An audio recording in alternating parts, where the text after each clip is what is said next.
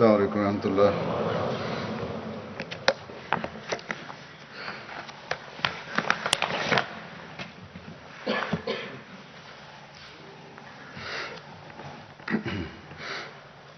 أشهد أن لا إله إلا الله وحده لا شريك له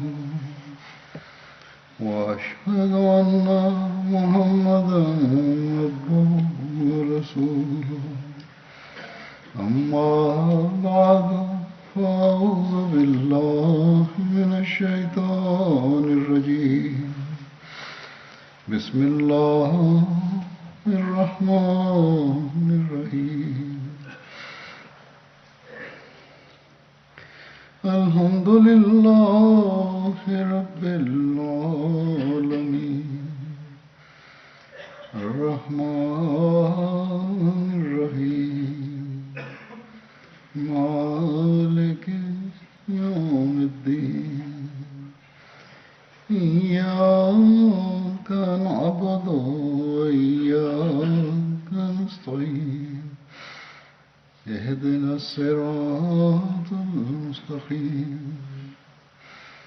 صراط الذين أنعمت عليهم غير المغضوب عليهم ولا الضالين.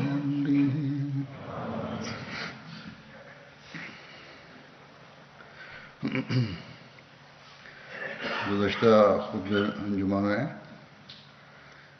وقفی عید کے نئے سال کے اعلان کے ساتھ جو میں نے ملکوں کی جماعتوں کی پوزیشن بتائی تھی، اس میں بتایا تھا کہ یو کے کی جماعتوں میں وقفی عید کے چندے کی وصولی کے لحاظ سے اسلام آباد کی جماعت پہلے نمبر پر ہے، لیکن بعد میں یہ بات سامنے آئی کہ وہ جائزہ غلط تھا. پہلے نمبر پر آلڈرشاٹ کی جماعت ہے اور دوسرے نمبر پر اسلام آباد کی جماعت. کیوں ہوا، کس طرح ہوا، اس کی تفصیل میں نہیں جانا چاہتا، لیکن بہرحال یہ درستی کی ضرورت تھی، اس لیے میں نے سب سے پہلے اسی کو لیا. آلڈرشاٹ کی جماعت ماشاءاللہ بڑی قربانی دے رہی ہے، اور خاص طور پر لجنہ آلڈرشاٹ کی صدر نے مجھے لکھا تھا کہ کس طرح بعض عورتوں نے غیر معمولی قربانی دی ہے. ان کا جذبہ قربانی مثالی ہے. اللہ تعالیٰ ان کے اموال و نفوس میں برکت عطا فرمائے. میں نے گزشتہ خطبے میں عموماً غریبوں کی اور غریب ملکوں میں رہنے والوں کی قربانی کے واقعات بیان کیے تھے، اس لیے کہ امیروں میں بھی یہ احساس پیدا ہو اور وہ بھی قربانی کی روح کو سمجھیں. ورنہ اللہ تعالیٰ کے فضل سے ان ترقی یافتہ ممالک میں بہت سے ایسے لوگ ہیں جو دنیاوی ضروریات کو پس پش ڈال کر قربانی کرتے ہیں. بہرحال جیسا کہ میں نے کہا، برطانیہ کی جماعتوں میں وقفی عید میں آلڈرشاٹ کی جماعت سر فہرست ہے. اب میں آج کے خطبے کے موضوع کی طرف آتا ہوں جو بدری صحابہ کا ذکر چل رہا ہے. گزشتہ سے پہلے خطبے میں حضرت سعد بن عبادہ کا ذکر چل رہا تھا اور کچھ رہ گیا تھا. آج بھی ان کے ذکر کے حوالے سے ہی بیان کروں گا، لیکن یہاں بھی ایک حوالے کی درستی کی ضرورت ہے جو گزشتہ خطبے میں نے بیان کیا تھا. وہ احساس کے باوجود میں نے ذکر تو نہیں کیا حوالے بھیجنے والوں کو، لیکن ریسرچ سیل میں ہمارے کام کرنے والوں کو خود ہی احساس ہو گیا اور انہوں نے درستی بھیجی، اور اس سے بہرحال میری بھی غلط فہمی جو مجھے بھی تھی وہ بھی دور ہو گئی. ماشاءاللہ اپنی طرف سے تو بڑی محنت سے کام کر کے یہ حوالے نکالتے ہیں، لیکن بعض دفعہ جلد بازی سے ایسی تحریروں سے گزر جاتے ہیں جو دو صحابہ کے ملتے جلتے واقعات کو ملا دیتی ہیں۔ اسی طرح بعض دفعہ عربی عبارتوں کے ترجمے میں بھی صحیح الفاظ کا چناؤ نہ ہونے کی وجہ سے حقیقت واضح نہیں ہوتی۔ بہرحال اس حوالے سے اب انہوں نے خود ہی درستی کر کے بھجوائی ہے، جو میں پہلے بیان کروں گا، پھر باقی ذکر ہوگا۔ 27 دسمبر کے خطبے میں سعد بن عبادہ کی تعارف میں یہ بیان ہوا تھا کہ حضور صلی اللہ علیہ وسلم نے حضرت سعد اور طلیب بن عمیر کے درمیان مواخات قائم فرمائی، جو مکہ سے ہجرت کر کے مدینے آئے تھے۔ اور ابن اسحاق کے مطابق رسول اللہ صلی اللہ علیہ وسلم نے حضرت سعد بن عبادہ اور حضرت ابو ذر غفاری کے درمیان مواخات قائم فرمائی تھی، لیکن بعض کو اس سے اختلاف بھی ہے اور واقعی نے اس کا انکار کیا ہے، کیونکہ اس کے مطابق حضرت صلی اللہ علیہ وسلم نے مواخات غزوہ بدر سے قبل صحابہ کے درمیان قائم فرمائی تھی۔ حضرت ابو ذر غفاری جو اس وقت مدینہ میں موجود نہیں تھے، اور مطلب وہ آئے نہیں تھے، اور غزوہ بدر اور احد اور خندق میں بھی شامل نہیں تھے، بلکہ وہ ان غزوات کے بعد حضرت صلی اللہ علیہ وسلم کی خدمت میں حاضر ہوئے تھے۔ تو یہ بتایا تھا میں نے، یہ ان کی دلیل ہے۔ بہرحال یہ اس طرح نہیں ہے۔ مواخات کا یہ ذکر دراصل حضرت منذر بن عمر بن خنیس کے ضمن میں تھا، جس کتاب سے یہ لیا گیا ہے۔ ریسرچ والوں نے خود ہی لکھا ہے کہ وہاں ان کے ساتھ حضرت سعد بن عبادہ کا بھی ذکر تھا، تو ریسرچ شیل کی طرف سے صاحباً یہ عبارت حضرت سعد کے ساتھ بھی بیان کر دی گئی، جبکہ حضرت منذر بن عمر کے ذکر میں مواخات کا یہ ذکر ہے، اور یہ میں گزشتہ سال کے شروع میں 25 جنوری کے خطبے میں بیان کر چکا ہوں یہ تفصیل۔ بہرحال یہ ایک درستی ہے۔ اب آگے جو ذکر چل رہے ہیں وہ یہ ہیں کہ جب غزوہ خندق کا واقعہ ہوا تو رسول اللہ صلی اللہ علیہ وسلم نے عیینہ بن حصن کو مدینہ کی 1/3 کھجور دینے کی پیشکش کے بارے میں سوچا، اس شرط پر کہ قبیلہ غطفان کے جو لوگ ان کے ہمراہ ہیں وہ انہیں واپس لے جائے۔ باقی لوگوں کو چھوڑتے ہوئے حضرت صلی اللہ علیہ وسلم نے صرف حضرت سعد بن معاذ اور حضرت سعد بن عبادہ سے مشورہ طلب کیا۔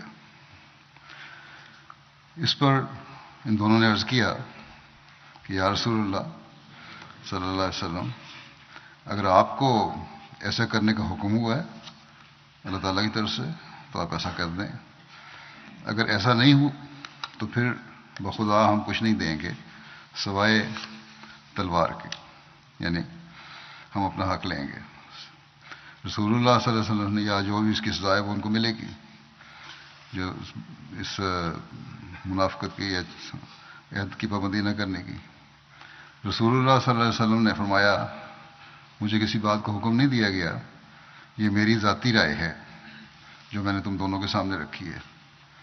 ان دونوں نے عرض کیا کہ یا رسول اللہ صلی اللہ علیہ وسلم، ان لوگوں نے جاہلیت میں ہم سے ایسی طمع نہیں کی تو آج کیوں کر، جبکہ اللہ ہمیں آپ کے ذریعے ہدایت دے چکا ہے، یعنی کہ جو پہلا جو اصول چل رہا تھا ان کے ساتھ آج بھی وہی چلے گا۔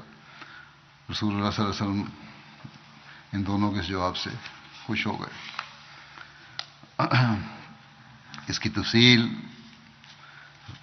غزوہ خندق کے حالات کے ذکر میں حضرت مرزا بشیر احمد صاحب نے اس طرح بیان فرمائی ہے کہ یہ دن مسلمانوں کے لیے نہایت تکلیف اور پریشانی اور خطرے کے دن تھے، اور جوں جوں یہ محاصرہ لمبا ہوتا جاتا تھا مسلمانوں کی طاقت مقابلہ لازماً کمزور ہوتی جاتی تھی، اور گو ان کے دل ایمان و اخلاص سے پر تھے، مگر جسم مادی قانون اسباب کے ماتحت چلتا ہے، مزمل ہوتا چلا جا رہا تھا، یعنی جسم کی ضروریات ہیں، آرام ہے، خوراک ہے، محاصرہ لمبا ہو گیا تھا جس کی وجہ سے بے آرامی بھی تھی، صحیح رنگ میں خوراک بھی پوری نہیں ہو رہی تھی، اس لیے تھکاوٹ بھی پیدا ہو رہی تھی، کمزوری بھی پیدا ہو رہی تھی. یہ قدرتی تقاضا ہے جسم کا. تو آن حضرت صلی اللہ علیہ وسلم نے ان حالات کو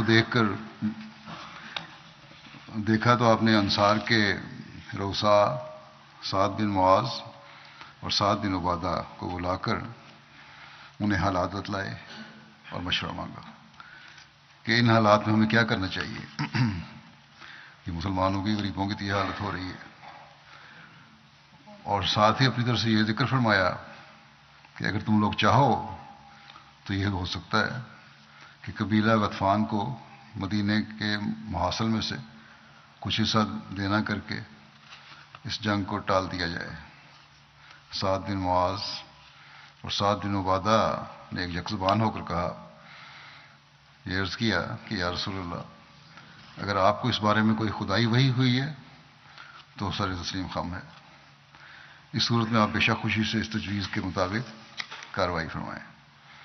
آپ نے فرمایا نہیں، مجھے اس معاملے میں وہی کوئی نہیں ہوئی، میں تو صرف آپ لوگوں کی تکلیف کی وجہ سے مشورے کے طریق پر پوچھتا ہوں. ان دونوں ساتھ نے جواب دیا کہ پھر ہمارا یہ مشورہ ہے کہ جب ہم نے شرک کی حالت میں کبھی کسی دشمن کو کچھ نہیں دیا تو اب مسلمان ہو کر کیوں دیں، یعنی جو ان کے قانون ہیں وہاں اس کے مطابق یہ اب بھی عمل ہوگا. پھر آگے انہوں نے کہا کہ واللہ ہم انہیں تلوار کے دھار کے سوا کچھ نہیں دیں گے، چونکہ آن حضرت صلی اللہ علیہ وسلم کو انصار ہی کی وجہ سے فکر تھی کہ دوسرے لوگ بھی وہاں کے رہنے والے ہیں اور یہ مدینہ کے انصار کو کوئی وہ نہ پیدا ہو اعتراض یا لمبے محاصرے سے ان کے بعد یا بے چینی. تو کیوں انصار کی وجہ سے فکر تھی جو مدینہ کے اصل باشندے تھے، اور غالباً اس مشورے میں آپ کو مقصد بھی صرف یہی تھا کہ انصار کی ذہنی کیفیت کا پتہ لگائیں کہ کیا وہ ان مصائب میں پریشان تو نہیں ہیں، اور اگر وہ پریشان ہوں تو ان کی دلجوئی فرمائی جائے. اس لیے آپ نے پوری خوشی کے ساتھ ان کے اس مشورے کو قبول فرمایا اور پھر جنگ بھی جاری رہی. غزوہ خندق کے حالات بیان کرتے ہوئے سیرت خاتم النبیین میں مرزا بشیر احمد صاحب لکھتے ہیں کہ قبیلہ بنو قریظہ کی جوگزاری کا ذکر کرتے ہوئے کہ ابو سفیان نے یہ چال چلی کہ قبیلہ بنو نذیر کے یہودی رئیس ہوئی بن اخطب کو یہ ہدایت دی کہ وہ رات کی تاریکی کے پردے میں بنو قریظہ کے قلعے کی طرف جائے اور ان کے رئیس کعب بن اسد کے ساتھ مل کر بنو قریظہ کو اپنے ساتھ میں لانے کی کوشش کرے. چونچہ ہوئی بن اخطب موقع لگا کر کعب کے مقام پر پہنچا. شروع میں تو کعب نے ان کی بات سننے سے انکار کیا اور کہا کہ محمد صلی اللہ علیہ وسلم کے ساتھ ہمارا عہد و پیمان ہے، اور محمد صلی اللہ علیہ وسلم نے ہمیشہ اپنے عہد و پیمان کے ساتھ عہد و پیمان کو وفاداری کے ساتھ نبھایا ہے، اس لیے میں اس سے گداری نہیں کر سکتا. مگر ہوئی نے ایسے سبز باغ دکھائے اور اسلام کی عنقریب تباہی کا ایسا یقین دلایا اور اپنے اس عہد کو کہ جب تک ہم اسلام کو مٹا نہ لیں گے مدینہ سے واپس نہیں جائیں گے، اس شد و مت سے بیان کیا کہ بالآخر وہ راضی ہو گیا. اور اس طرح بنو قریظہ کی طاقت کا وزن بھی اس کے پلڑے میں آ کر شامل ہو گیا جو لانے آیا تھا باہر سے، جو پہلے سے ہی بہت جھکا ہوا تھا، یعنی پہلے ان میں طاقت تھی، دنیاوی طاقت ان کے پاس پہلے ہی بہت تھی. حضرت صلی اللہ علیہ وسلم کو جب بنو قریظہ کی اس خطرناک غداری کا علم ہوا تو آپ نے پہلے تو 2-3 دفعہ خفیہ زبیر بن عوام رضی اللہ عنہ کو دریافت حالات کے لیے بھیجا. پھر باضابطہ طور پر قبیلہ اوس اور خزرج کے رئیس سعد بن معاذ اور سعد بن عبادہ اور بعض دوسرے صحابہ کو وفد کے طور پر بنو قریظہ کی طرف روانہ فرمایا اور ان کو یہ تاکید فرمائی کہ اگر کوئی تشویش نہ خبر ہو تو واپس آ کر اس کا برملا اظہار نہ کریں بلکہ اشارہ کنایہ سے کام لیں تاکہ لوگوں میں تشویش پیدا نہ ہو۔ جب یہ لوگ بنو قریظہ کے مساکن میں پہنچے اور ان کے رئیس کعب بن اسد کے پاس گئے تو وہ بدبخت ان کو نہایت مغرورانہ انداز سے ملا اور سعدین یعنی دونوں سعد جو تھے ان کی طرف سے معاہدہ کا ذکر ہونے پر وہ اور اس قبیلے کے لوگ بگڑ کر بولے کہ جاؤ، محمد صلی اللہ علیہ وسلم اور ہمارے درمیان کوئی معاہدہ نہیں ہے۔ یہ الفاظ سن کر صحابہ کا وفد وہاں سے اٹھ کر چلا آیا اور سعد بن معاذ اور سعد بن عبادہ نے حضرت صلی اللہ علیہ وسلم کی خدمت میں حاضر ہو کر مناسب طریق پر آن وسلم کو حالات سے اطلاع دی۔ بہرحال یہ پھر وہ جو بھی ان کے ساتھ کو ملنی سزا یا جنگ تھی وہ جاری رہی۔ غزوہ بنو قریظہ کے موقع پر حضرت سعد بن عبادہ نے کئی اونٹوں پر کھجوریں لاد کر رسول اللہ صلی اللہ علیہ وسلم اور مسلمانوں کے لیے بھیجی جو ان سب کا کھانا تھا۔ اس وقت رسول اللہ صلی اللہ علیہ وسلم فرمایا کہ کھجور کیا ہی اچھا کھانا ہے۔ غزوہ موتا جو جمادی الاولیٰ سن 8 ہجری میں ہوئی، اس میں حضرت زید شہید ہو گئے تو نبی کریم صلی اللہ علیہ وسلم ان کے اہل خانہ کے پاس تعزیت کے لیے گئے اور تو ان کی بیٹی کرب اور تکلیف کے باعث روتے ہوئے رسول اللہ صلی اللہ علیہ وسلم کے پاس آئی۔ اس پر آپ بھی بہت زیادہ رونے لگے۔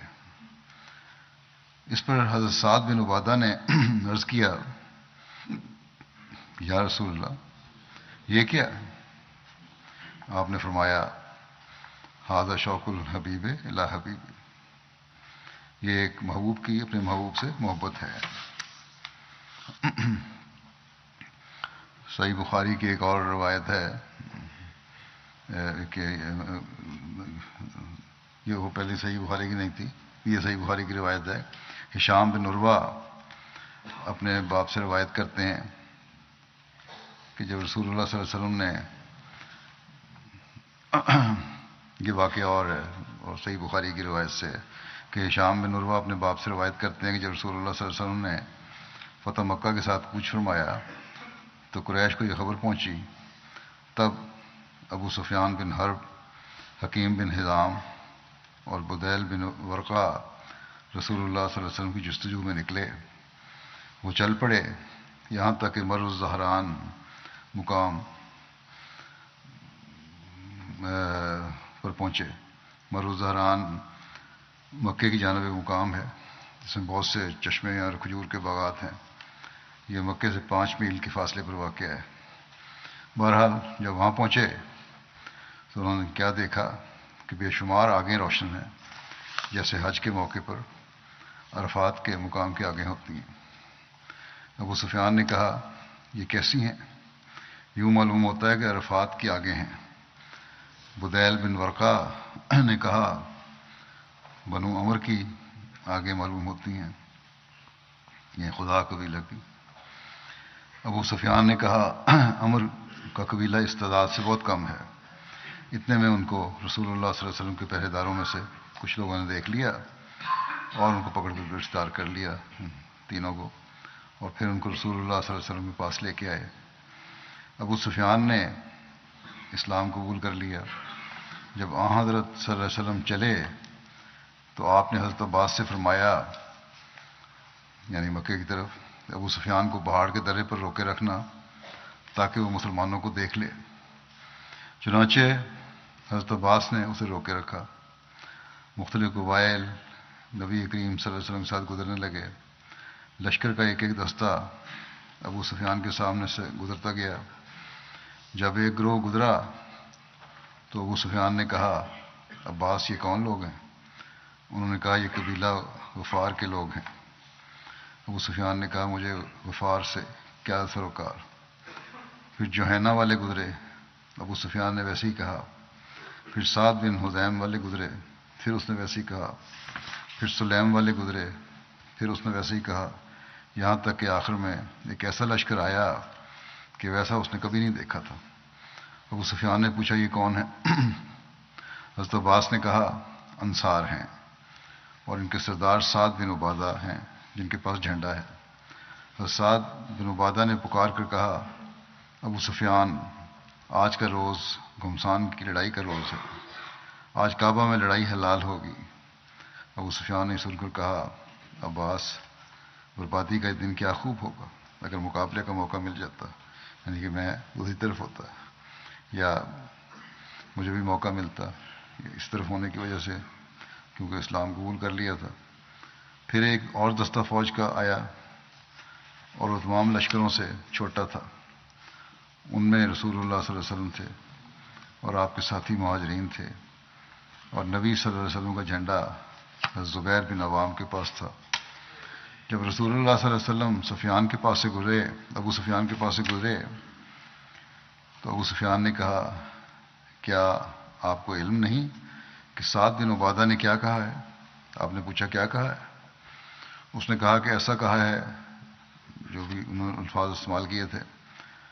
آپ نے فرمایا سعد نے درست نہیں کیا، بلکہ یہ وہ دن ہے جس میں اللہ کعبہ کی عظمت قائم کرے گا اور کعبہ پر غلاف چڑھایا جائے گا، کوئی جنگ ونگ نہیں ہوگی. اس واقعے کو حضرت مسلم موعود رضی اللہ عنہ نے ذرا تھوڑی سی تفصیل سے بیان کی ہے.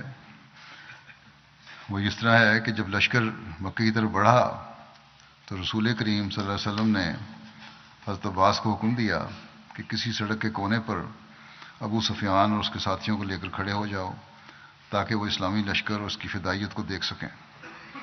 حضرت عباس نے ایسا ہی کیا. ابو سفیان اور اس کے ساتھیوں کے سامنے سے یکے بعد دیگرے عرب کے قبائل گزرنے شروع ہوئے جن کی امداد پر مکہ بھروسہ کر رہا تھا، یعنی مکے والے سمجھتے تھے مدد کریں گے، اور سب حضرت صلی اللہ علیہ وسلم کے ساتھ تھے. مگر آج وہ کفر کا جھنڈا نہیں لہرا رہے تھے قبائل، آج وہ اسلام کا جھنڈا لہرا رہے تھے، اور ان کی زبان پر خدائے قادر کی توحید کا اعلان تھا. وہ محمد رسول اللہ صلی اللہ علیہ وسلم کی جان لینے کے لیے آگے نہیں بڑھ رہے تھے جیسا کہ مکے والے امید کرتے تھے، بلکہ وہ محمد رسول اللہ صلی اللہ علیہ وسلم کے لیے اپنے خون کا آخری قطرہ تک بہانے کے لیے تیار تھے. اور ان کی انتہائی خواہش یہی تھی کہ خدائے واحد کی توحید اور اس کی تبلیغ کو دنیا میں قائم کر دیں. لشکر کے بعد لشکر گزر رہا تھا کہ اتنے میں اشجع قبیلے کا لشکر گزرا. اسلام کی محبت اور اس کے لیے قربانی کے لیے اس کے لیے قربان ہونے کا جوش ان کے چہروں سے عیاں تھا اور ان کے نعروں سے ظاہر تھا. ابو سفیان نے کہا عباس یہ کون ہے؟ عباس نے کہا یہ اشجع قبیلہ ہے. ابو سفیان نے حیرت سے عباس کا منہ دیکھا اور کہا سارے عرب میں ان سے زیادہ محمد رسول اللہ صلی اللہ علیہ وسلم کا کوئی دشمن نہیں تھا. عباس نے کہا کہ یہ خدا کا فضل ہے کہ جب اس نے چاہا ان کے دلوں میں اسلام کی محبت داخل ہو گئی. سب سے آخر میں رسول اللہ صلی اللہ علیہ وسلم مہاجرین و انصار کا لشکر لیے ہوئے گزرے. یہ لوگ 2000 کی تعداد میں تھے اور سر سے پاؤں تک زرہ بختروں میں چھپے ہوئے تھے. حضرت عمر ان کی صفوں کو درست کرتے چلے جاتے تھے اور فرماتے جاتے تھے کہ قدموں کو سنبھال کر چلو تاکہ صفوں کا فاصلہ ٹھیک رہے. ان پرانے فداکاران اسلام کا جوش اور ان کا عزم اور ان کا ولولہ ان کے چہروں سے ٹپکا پڑتا تھا. ابو سفیان نے ان کو دیکھا تو اس کا دل دہل گیا. اس نے پوچھا عباس یہ کون لوگ ہیں؟ انہوں نے کہا عباس نے کہ رسول اللہ صلی اللہ علیہ وسلم انصار و مہاجرین کے لشکر میں جا رہے ہیں. ابو سفیان نے جواب دیا اس لشکر کا مقابلہ کرنے کی دنیا میں کس کو طاقت ہے؟ پھر وہ حضرت عباس سے مخاطب ہوا اور کہا تمہارے بھائی کا بیٹا آج دنیا میں سب سے بڑا بادشاہ ہو گیا ہے. عباس نے کہا اب بھی تیرے دل کی آنکھیں نہیں کھلی؟ یہ بادشاہت نہیں ہے، یہ تو نبوت ہے. ابو سفیان نے کہا ہاں ہاں اچھا پھر نبوت ہی صحیح. جس وقت یہ لشکر ابو سفیان کے سامنے سے گزر رہا تھا تو انصار کے کمانڈر سعد بن عبادہ نے ابو سفیان کو دیکھ کر کہا آج خدا تعالیٰ نے ہمارے لیے مکے میں داخل ہونا تلوار کے زور سے حلال کر دیا. آج قریشی قوم ذلیل کر دی جائے گی. جب رسول اللہ صلی اللہ علیہ وسلم ابو سفیان کے پاس سے گزرے تو اس نے بلند آواز سے کہا کہ یا رسول اللہ کیا آپ نے اپنی قوم کے قتل کی اجازت دے دی ہے؟ ابھی انصار کے سردار سعد اور اس کے ساتھی ایسا کہہ رہے تھے. انہوں نے بلند آواز سے یہ کہا ہے کہ آج لڑائی ہوگی اور مکے کی حکومت آج ہم کو لڑائی سے باز نہیں رکھ سکے گی اور قریش کو ہم ذلیل کر کے چھوڑیں گے. یا رسول اللہ آپ تو دنیا میں سب سے زیادہ نیک، سب سے زیادہ رحیم اور سب سے زیادہ صلہ رحمی کرنے والے انسان ہیں. کیا آج آپ اپنی قوم کے ظلموں کو بھول نہ جائیں گے؟ ابو سفیان کی یہ شکایت اور التجا سن کر وہ مہاجرین بھی جن کو مکے کی گلیوں میں پیٹا اور مارا جاتا تھا، جن کو گھروں اور جائیدادوں سے بے دخل کیا جاتا تھا، تڑپ گئے اور ان کے دلوں میں بھی مکے کے لوگوں کی نسبت رحم پیدا ہو گیا.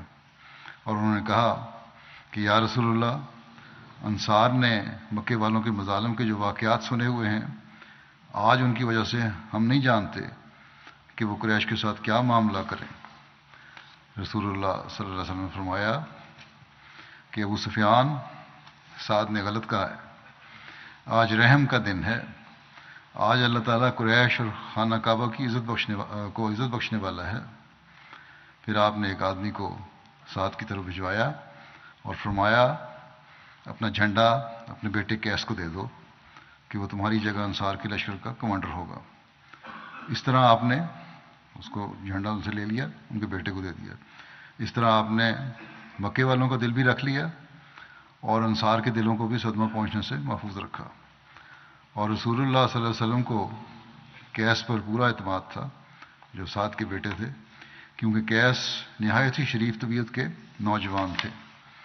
ایسے شریف تھے، مسلموں کہتے ہیں ان کی شرافت کا یہ حال تھا کہ تاریخ میں لکھا ہے کہ ان کی وفات کے قریب جب بعض لوگ ان کی عیادت کے لیے آئے اور بعض نہ آئے تو انہوں نے اپنے دوستوں سے پوچھا کہ کیا وجہ ہے کہ بعض دوست میرے واقف ہیں میری عیادت کے لیے نہیں آئے. ان کے دوستوں نے کہا کہ آپ بڑے مخیر آدمی ہیں. قیس بڑے مخیر تھے اور لوگوں کی بڑی مدد کرتے تھے. تو آپ ہر شخص کو اس کی تکلیف کے وقت قرضہ دے دیتے ہیں. کسی نے مانگا قرضہ دے دیا. اور شہر کے بہت سے لوگ آپ کے مقروض ہیں اور وہ اس لیے آپ کی عیادت کے لیے نہیں آئے کہ شاید آپ کو ضرورت ہو اس حالت میں اور آپ ان سے روپیہ مانگ بیٹھیں، جو قرض دیا ہوا ہے وہ واپس نہ مانگ لیں. آپ نے فرمایا بڑا افسوس کا اظہار کیا کہ میرے دوستوں کو بلا وجہ یہ تکلیف ہوئی ہے. ان کو اگر یہ خیال آیا تو میری طرف سے تمام شہر میں منادی کر دو، اعلان کر دو کہ ہر شخص جس پر قیس کا قرضہ ہے وہ اسے معاف ہے. اس پر کہتے ہیں کہ اس قدر لوگ ان کی عیادت کے لیے آئے کہ ان کے مکان کی سیڑھیاں ٹوٹ گئیں. غزوہ حنین جس کا دوسرا نام غزوہ حوازن بھی ہے. حنین مکہ مکرمہ اور طائف کے درمیان مکے سے 30 میل کے فاصلے پر واقع ایک گھاٹی ہے. غزوہ حنین شوال 8 ہجری میں فتح مکہ کے بعد ہوا تھا. جو اموال غنیمت اس جنگ میں حاصل ہوئے وہ نبی کریم صلی اللہ علیہ وسلم نے مہاجرین میں تقسیم کر دیے. انصار نے اپنے دلوں میں اس بات کو محسوس کیا. اس کے متعلق ایک تفصیلی روایت مسند احمد بن حنبل میں اس طرح مذکور ہے کہ حضرت ابو سعید خدری رضی اللہ عنہ سے مروی ہے کہ جب نبی کریم صلی اللہ علیہ وسلم نے قریش اور دیگر قبائل عرب میں مال تقسیم فرمایا تو انصار کے حصے میں اس میں سے کچھ نہ آیا. انصار نے اس کو محسوس کیا اور ان میں سے اس کے متعلق باتیں ہونے لگیں یہاں تک کہ ان میں سے ایک کہنے والے نے کہا کہ رسول اللہ صلی اللہ علیہ وسلم اپنی قوم سے جا ملے ہیں، ہمیں بھول گئے، مہاجروں کو دے دیا۔ حضرت سعد بن عبادہ حضرت صلی اللہ علیہ وسلم کی خدمت میں حاضر ہوئے اور عرض کیا کہ یا رسول اللہ، یہ قبیلہ آپ کے متعلق اپنے نفسوں میں کچھ محسوس کر رہا ہے، یعنی انصار جو ہیں، جو آپ نے اپنی قوم اور مختلف قبائل عرب میں مال فیض تقسیم کیا ہے، اور انصار کو اس میں سے کچھ بھی نہیں ملا۔ آپ نے پوچھا اے سعد، اس معاملے میں تم کس طرف ہو، تم اپنی بات کرو۔ انہوں نے عرض کیا یا رسول اللہ صلی اللہ علیہ وسلم، میں اپنی قوم کا محض ایک فرد ہوں، اور میری کیا حیثیت ہے؟ آپ صلی اللہ علیہ وسلم نے فرمایا اپنی قوم کو اس احاطے میں اکٹھا کرو، یعنی ایک بڑا احاطہ تھا، وہاں جگہ تھی، وہاں لے کے آؤ۔ چونچہ حضرت سعد نکلے اور انہوں نے انصار کو اس احاطے میں اکٹھا کر لیا۔ کچھ مہاجرین بھی آ گئے، حضرت سعد نے انہیں اندر آنے دیا اور کچھ اور لوگ اندر آئے تو حضرت سعد نے انہیں روک دیا۔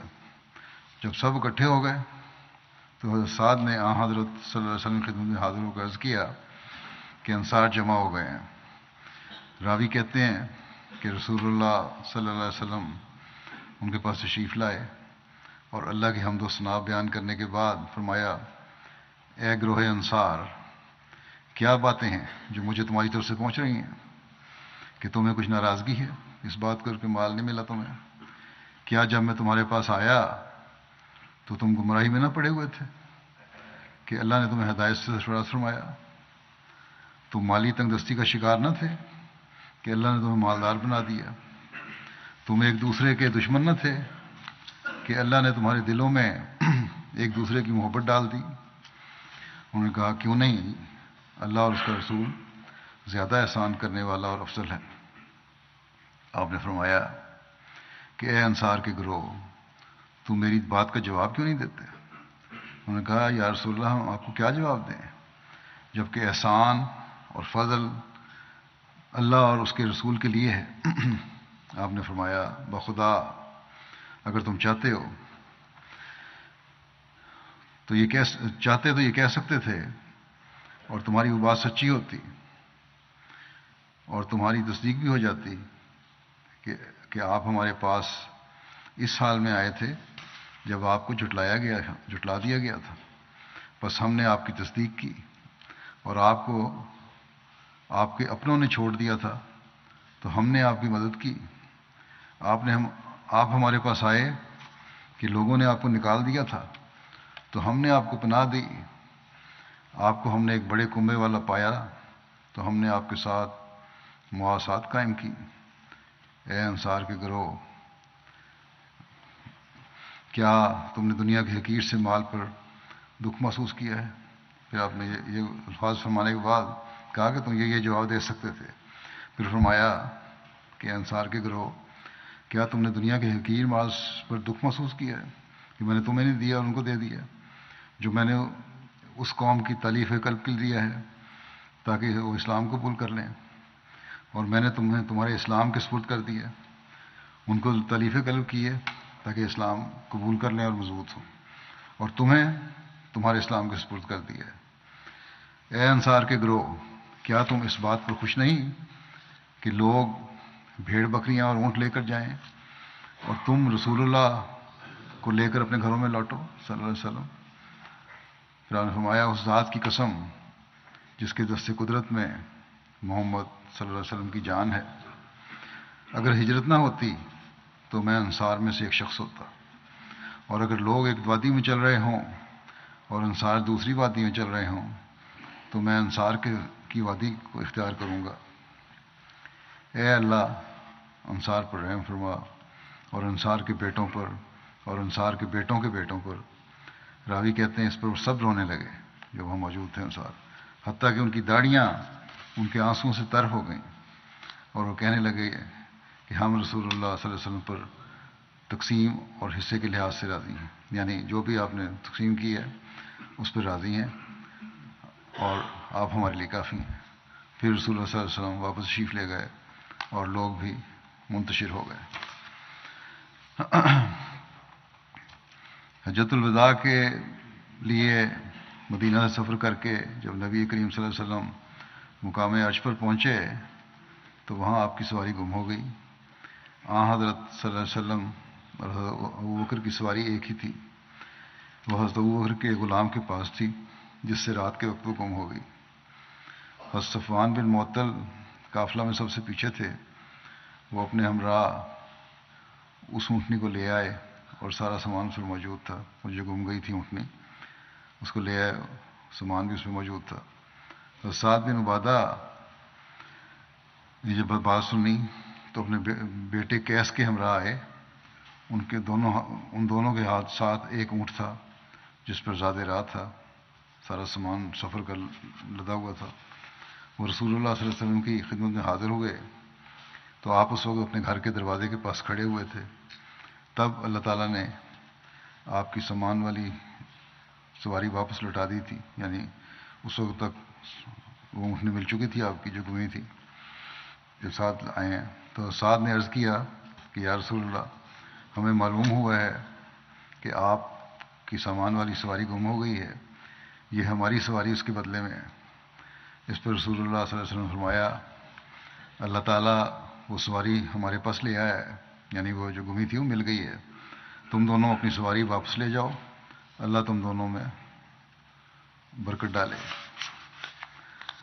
حضرت اسامہ بن زید بیان کرتے ہیں کہ نبی کریم صلی اللہ علیہ وسلم کی بیٹی نے آپ کو کہلا بھیجا کہ میرا بچہ حالت نزع میں ہے، ہمارے پاس آئیں، تو آپ نے کہلا بھیجا اور فرمایا کہ اللہ ہی کا ہے جو لے لے اور اسی کا ہے جو عنایت کرے، اور ہر بات کا اس کے ہاں ایک وقت مقرر ہے، اس لیے تم صبر کرو اور اللہ تعالیٰ کی رضامندی چاہو۔ انہوں نے پھر آپ کو بلا بھیجا اور آپ صلی اللہ علیہ وسلم کو قسم دی کہ ان کے پاس ضرور آئیں۔ آپ اٹھے اور آپ کے ساتھ حضرت سعد بن عبادہ، حضرت معاذ بن جبل، حضرت ابی بن کعب، حضرت زید بن ثابت اور کئی آدمی تھے۔ نبی کریم صلی اللہ علیہ وسلم کے پاس جب آپ پہنچے تو بچہ اٹھا کر لایا گیا، وہ بچہ اس وقت دم توڑ رہا تھا اور ایسی آواز آ رہی تھی دم توڑنے کی۔ عثمان کہتے تھے کہ میرا خیال ہے، اسامہ نے کہا کہ جیسے پرانی مشق ٹھکرانے سے آواز دیتی ہے، یعنی ایسی آواز آ رہی تھی، بڑے سانس لے رہا تھا۔ آپ کے صلی اللہ علیہ وسلم کے یہ حالت دیکھ کر بچے کی آنسو بہنے لگے۔ حضرت سعد نے کہا کہ یا رسول اللہ یہ کیا ہے؟ آپ نے جواب دیا یہ رحمت ہے جو اللہ تعالیٰ نے اپنے بندوں کے دلوں میں پیدا کی ہے، اور اللہ بھی اپنے بندوں میں سے انہی پر رحم کرتا ہے جو دوسروں پر رحم کرتے ہیں۔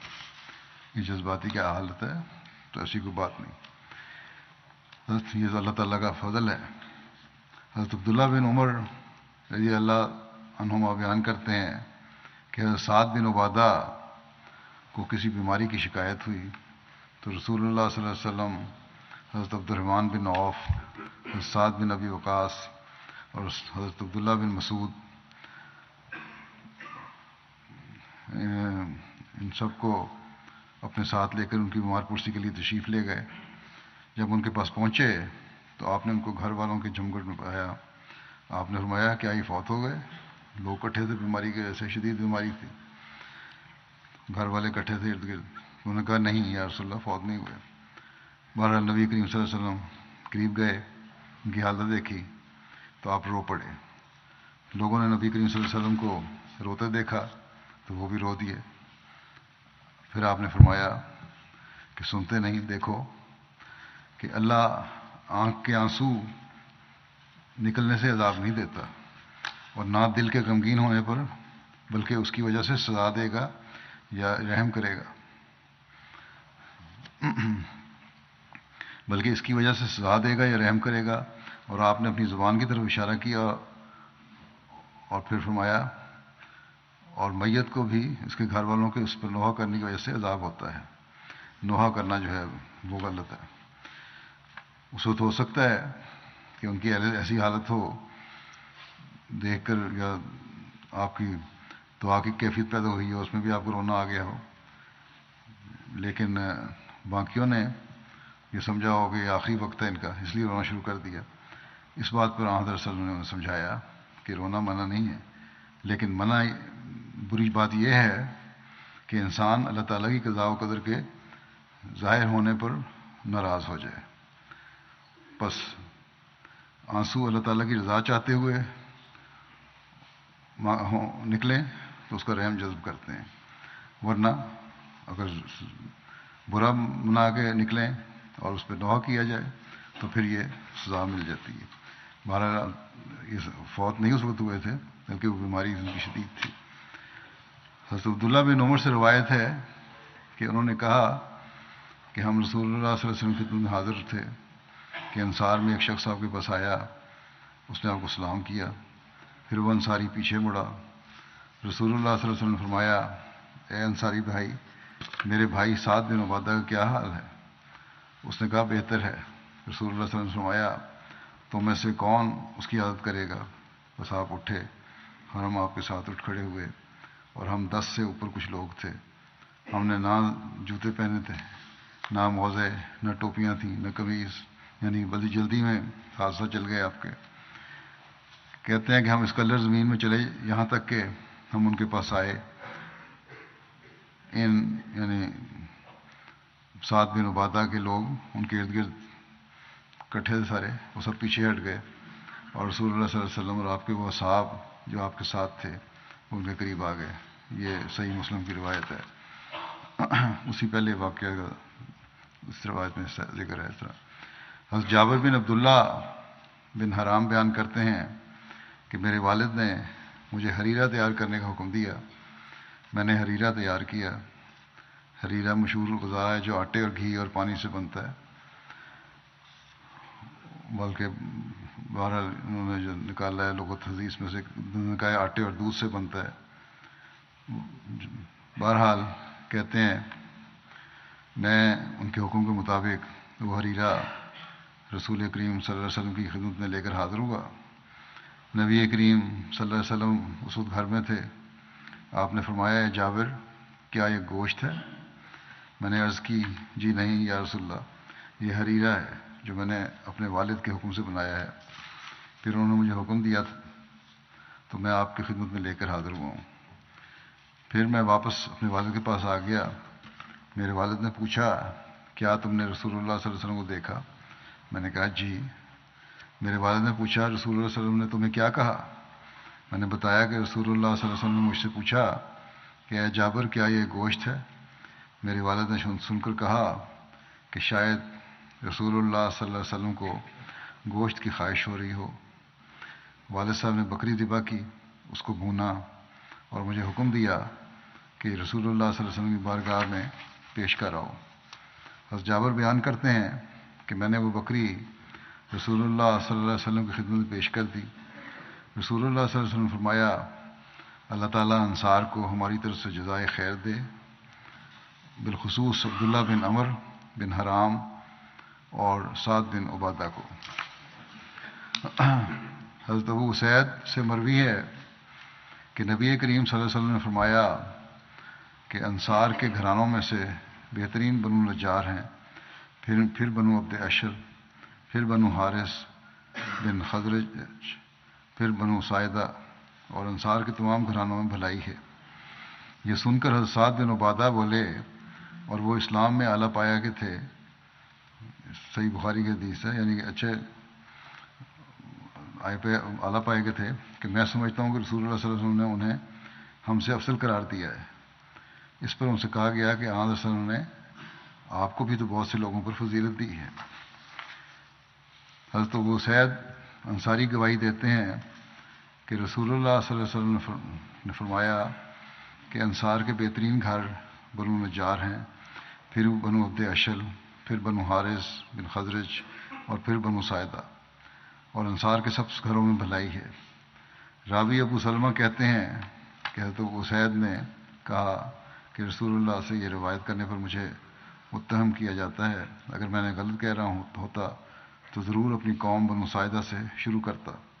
یہ بات حضرت سعد بن عبادہ تک پہنچی تو ان پر بھی بڑی گراں گزری. پہلی جو روایت ہے اس میں بھی ان کا اظہار یہ تھا کہ ہمیں کیا، انہوں نے کہا کہ ہمیں پیچھے کر دیا گیا ہے یہاں تک کہ ہم 4 میں سے آخری ہو گئے ہیں. انہوں نے کہا کہ میرے لیے یعنی سعد بن عبادہ نے کہا کہ میرے لیے میرے گدھے پر زین کسو، میں رسول اللہ صلی اللہ علیہ وسلم کی خدمت میں جا رہا ہوں. ان کے بھتیجے سہل نے ان سے کہا، سعد بن عبادہ کے بھتیجے نے کہا کہ کیا آپ اس لیے جا رہے ہیں کہ رسول اللہ صلی اللہ علیہ وسلم کی بات کی تردید کریں؟ جو آپ نے ترتیب بیان کی ہے اس کے بارے میں بلا وجہ جا کے پوچھیں، حالانکہ رسول اللہ صلی اللہ علیہ وسلم زیادہ جانتے ہیں. کیا آپ کے لیے کافی نہیں کہ آپ 4 میں سے ایک ہیں؟ چنانچہ انہوں نے ارادہ بدل دیا اور کہا اللہ اور اس کا رسول زیادہ جانتے ہیں، اور انہوں نے اپنے گدھے کی زین کھولنے کا حکم دیا اور وہ زین کھول دی گئی. یہ بھی صحیح مسلم کی روایت ہے. ہشام بن عروہ نے اپنے والد سے روایت کی ہے کہ حضرت سعد بن عبادہ یہ دعا کیا کرتے تھے کہ اے اللہ مجھے قابل تعریف بنا دے اور مجھے شرف اور بزرگی والا بنا دے. شرف اور بزرگی کے بغیر شرف اور بزرگی بغیر اچھے کاموں کے نہیں ہو سکتی. اچھے کام نہ ہوں تو پھر شرف بھی نہیں ہو سکتا اور بزرگی بھی نہیں ہو سکتی، اور اچھے کام بغیر مال کے نہیں ہو سکتے. اے اللہ تھوڑا میرے لیے مناسب نہیں اور نہ ہی میں اسے درست رہوں گا. بہرحال یہ ان کے اپنا ایک انداز تھا دعا کرنے کا. صحیح مسلم کی ایک روایت ہے، حضرت ابو ہریرہ سے روایت ہے کہ وہ کہتے ہیں کہ حضرت سعد بن عبادہ نے کہا یا رسول اللہ اگر میں اپنی بیوی کے ساتھ کسی شخص کو پاؤں تو اس کو ہاتھ نہ لگاؤں یہاں تک کہ میں 4 گواہ لے آؤں غلط حالت میں؟ رسول اللہ صلی اللہ علیہ وسلم نے فرمایا ہاں. اس نے کہا کہ ہرگز نہیں. اس پر انہوں نے کہا کہ نہیں، اس ذات کی قسم جس نے آپ کو حق کے ساتھ مبعوث فرمایا ہے، اگر میں ہوں تو اس سے پہلے ہی جلدی سے تلوار کے ساتھ اس کا فیصلہ کر دوں. میں کوئی گواہی تلاش نہیں کروں گا بلکہ قتل کر دوں گا. رسول اللہ صلی اللہ علیہ وسلم نے فرمایا سنو. لوگوں سے کہا کہ تمہارا سردار کیا کہتا ہے؟ وہ بہت غیور ہے. اور فرمایا کہ میں اس سے زیادہ غیرت والا ہوں. اور پھر فرمایا کہ اللہ تعالیٰ مجھ سے بھی زیادہ غیرت والا ہے. پھر اسی حوالے سے مسلم کی ایک اور روایت بھی ہے کہ حضرت مغیرہ بن شعبہ سے روایت ہے، وہ کہتے ہیں کہ حضرت سعد بن عبادہ نے کہا اگر میں کسی شخص کو اپنی بیوی کے پاس دیکھوں تو اسے تلوار سے قتل کر دوں، اور تلوار بھی چوڑے رخ سے نہیں دھار کے رخ سے. یہ بات رسول اللہ صلی اللہ علیہ وسلم کو پہنچی تو آپ نے فرمایا کیا تم سعد کی غیرت پر تعجب کرتے ہو؟ اللہ کی قسم میں اس سے زیادہ غیرت مند ہوں اور اللہ مجھ سے زیادہ غیرت مند ہے. اللہ نے اپنی غیرت ہی کی وجہ سے بے حیائیوں کو منع فرمایا ہے، جو ان میں سے ظاہر ہوں اور جو پوشیدہ ہوں. اور کوئی شخص بھی اللہ سے زیادہ غیرت مند نہیں، اور اللہ سے بڑھ کر کوئی شخص معذرت کرنے کو پسند نہیں کرتا. غیرت مند بھی نہیں اللہ سے زیادہ کوئی، اور اللہ سے زیادہ جتنا معذرت کو پسند کرتا ہے، توبہ کو پسند کرتا ہے، معافی کو پسند کرتا ہے، کوئی شخص اللہ سے بڑھ نہیں سکتا اس میں. اس لیے اللہ تعالیٰ نے آپ نے فرمایا کہ اس لیے اللہ تعالیٰ نے رسولوں کو بشارت دینے والے اور ڈرانے والے بنا کر مبعوث فرمایا ہے. بشارت بھی دیتے ہیں، ڈراتے بھی ہیں. اور کوئی شخص اللہ سے بڑھ کر مدح کو پسند نہیں کرتا. اس وجہ سے اللہ تعالیٰ نے جنت کا وعدہ کیا ہے. اللہ تعالیٰ کی مدح، تعریف، برائیوں سے بچنا ہے، اور پھر اللہ تعالیٰ نے اس وجہ سے جنت کا ہی وعدہ کیا ہے. یعنی اللہ تعالیٰ سزا بھی دیتا ہے تو جلدی نہیں کرتا. انسان کہہ دے میں غلط کھا گیا اور جلدی کی. توبہ کرنے والے کو معافی فرماتا ہے، نوازتا بھی ہے، بلکہ صرف معافی نہیں کرتا بلکہ نوازتا بھی ہے. بس اللہ تعالیٰ کے قانون سے آپ نے فرمایا آگے نہ بڑھو، جو اللہ تعالیٰ کے قانون ہے اس کے اندر رہو. حدیث میں ایک روایت ہے مسند احمد بن حنبل کی کہ حضرت سعد بن عبادہ بیان کرتے ہیں کہ نبی کریم صلی اللہ علیہ وسلم نے ان سے فرمایا فلاں قبیلے کے صدقات کی نگرانی کرو، لیکن دیکھنا قیامت کے دن اس سال میں نہ آنا کہ تم اپنے کندھے پر کسی جوان اونٹ کو لادے ہوئے ہو اور وہ قیامت کے دن کے روز چیخ رہا ہو. انہوں نے عرض کیا یا رسول اللہ پھر یہ ذمہ داری کسی اور کے سپرد فرما دیجیے. آپ نے یہ کام ان کے سپرد نہیں کیا. یعنی نگرانی کا پھر حق ادا کرنا ہوگا، انصاف کرنا ہوگا، اور کسی قسم کی خیانت نہیں ہوگی.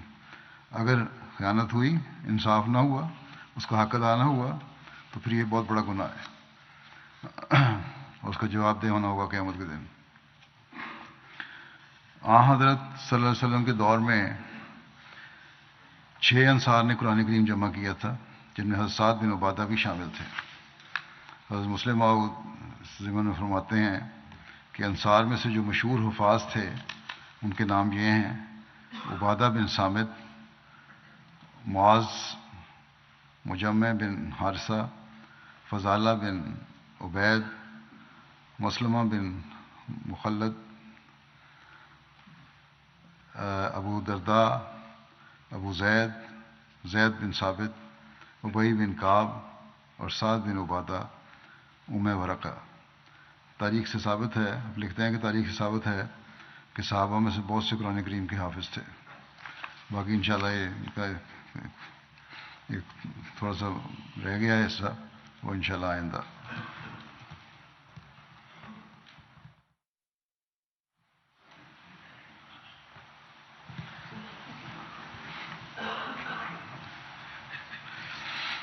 الحمد لله نحمده ونستعينه ونستغفره ونؤمن به ونتوكل عليه ونعوذ بالله من شرور أنفسنا ومن سيئات أعمالنا. من يهده الله فلا مضل له ومن يضلل فلا هادي له. ونشهد أن لا إله إلا الله ونشهد أن محمدا عبده ورسوله.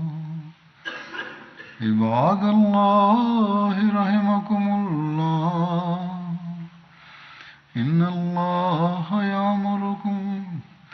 الله يأمر بالعدل والإحسان وإيتاء ذي القربى وينهى عن الفحشاء والمنكر والبغي يعظكم لعلكم تذكرون. اذكروا الله يذكركم وادعوه يستجب لكم ولذكر الله